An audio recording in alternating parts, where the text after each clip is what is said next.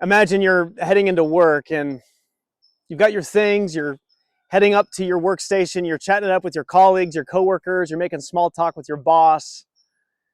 You get ready to set your things down and to dive into a new, fresh day of to-dos. And as you're sitting there, you become aware that something's not right. Something's not the way it should be. There's something that you feel. And that feeling is impossible to name at first. It's certainly not happiness. It's not excitement. It's certainly not joy. But it's also not sadness, nor is it fear. It's not anger. If you were to be able to sit with it, reflect on it, and be honest with yourself about it, you'd realize that perhaps what you are feeling is embarrassment. Shame.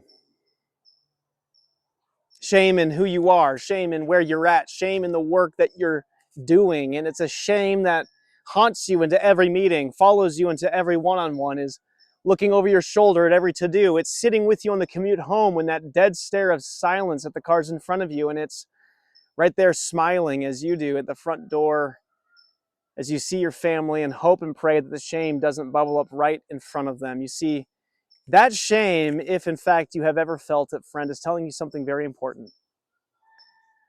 It's telling you that your boundaries are being violated over and over and over again. That your dignity is being robbed of you. And what makes it so much harder is the fact that there's no one individual to blame. It's certainly not your coworkers or colleagues or even boss directly. It's not the members of your family. Fortunately, it actually could be all of them put together. The organization that you're in, the lifestyle that you have been complicit in building for yourself. And the real problem, tragically, is not necessarily with any of them. The problem is with us. The problem is with you. That the world that you have allowed to build up around you, the relationship that you've accepted with your family, or perhaps the way that you approach your job that your boss or your colleagues or your organization have given you, all of it, friend, is something that you have agreed to. All of it is something that you have accepted. And similarly to bullying, in which our human dignity is robbed from us, bullying also convinces us that we deserve this. That we deserve this treatment, that we deserve this lifestyle, that we deserve this kind of life. You see, that sort of shame is telling you something, friend, that your boundaries need to be restored. And without those boundaries in place, your soul and your heart are telling you, even as your brain is seeking to justify and rationalize and distract, your heart and your soul are crying out for you to pay attention, that you're truly in needing of some profound change. Brene Brown has this to say about boundaries. She says this: when we fail to set boundaries and hold people accountable, we feel used and mistreated. And again, this comes regardless of whether or not we are seeking to justify it, rationalize it, excuse it. Your heart and your soul testify otherwise. And the challenge with shame is that, as Brene Brown says elsewhere, she says, shame corrodes the very part of us that believes we are capable of change. And this is why ultimately boundaries are essential.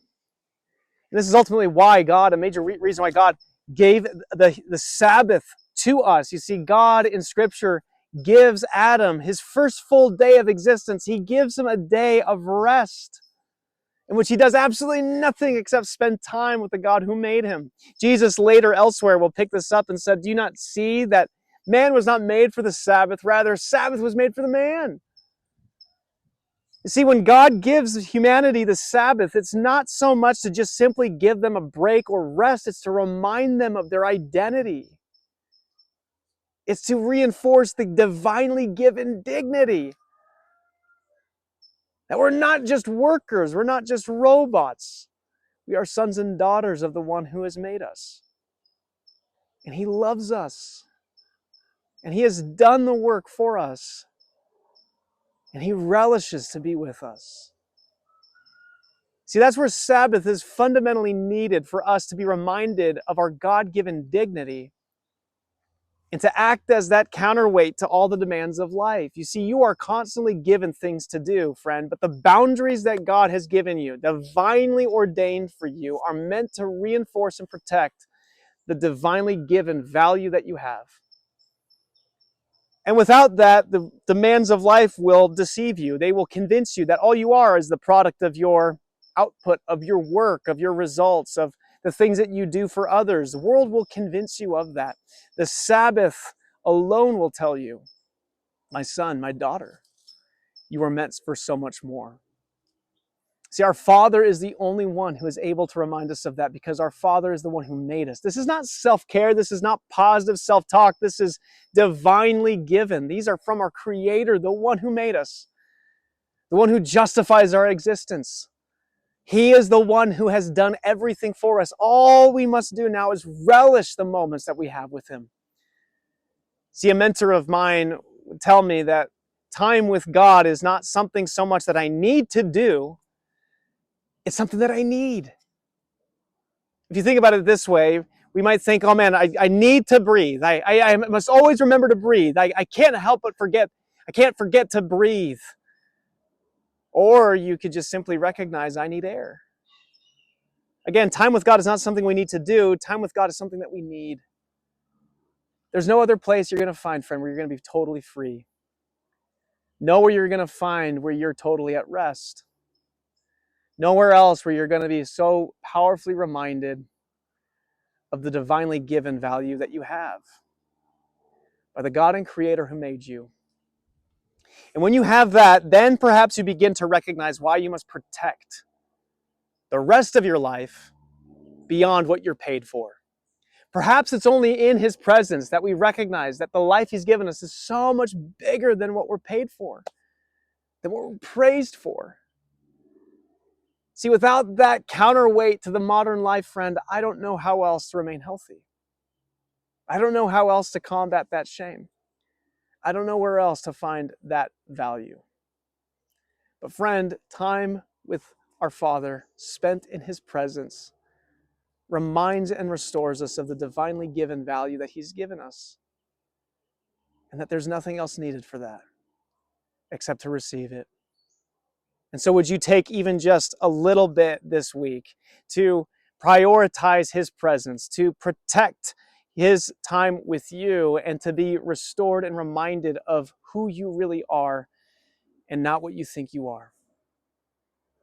If this video is helpful to you, I would just love to connect with you more. You can like, share, subscribe to the channel. There's also ways for you to download a free resource I have in the description that gives you the first 72 hours in your burnout recovery. It's just something helpful to hopefully support you in your burnout recovery. I'd also love to connect with you over a phone call. Feel free, in the description, there's a way for you to schedule a time together. My name is Ryan. I'm a pastor, writer, pastor, writer, and burnout recovery coach who would love to work with you to be able to restore your sense of calling to work with you and not against you. With that said, I hope this video finds you well. Blessings. We'll see you on the next one.